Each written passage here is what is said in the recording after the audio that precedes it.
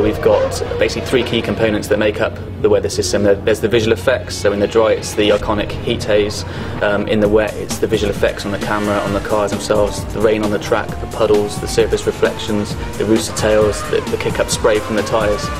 The second aspect is how those visual effects tie into the track simulation. The third part of the weather system is actually the effect it has on the gameplay.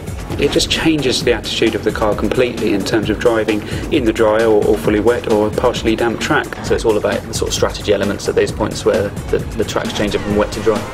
The track will evolve as each car individually drives on that surface, and yeah, very, very accurate.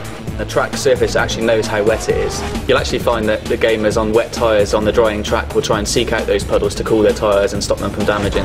When you're in the car, you've really got no idea what the weather's doing, but the teams, they know by the radar where the weather is coming in from and how long it's going to last. And that's something that will be added into the game as well. You'll be aware of what the weather's doing roughly, and then you can make your call just like you would in real life. The weather system is set up to be completely dynamic for career. It changes over time.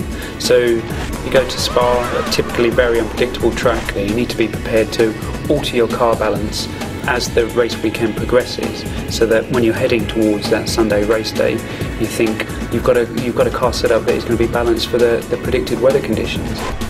Players can be going along outside the points and maybe they make a gamble, the clouds come in, the sky's darken, and maybe you preempt that the rain's going to come there and you change your tyres early, and the player choice is going to be critical at those stages. It brings that new element of launching a multiplayer game with Monaco in a heavy downpour, or Monaco in the sun, or Monaco and the rain just starts coming down. I prefer to play those kind of scenarios rather than switching tracks into reverse or playing point to point. It's about making the game that I've always wanted to play.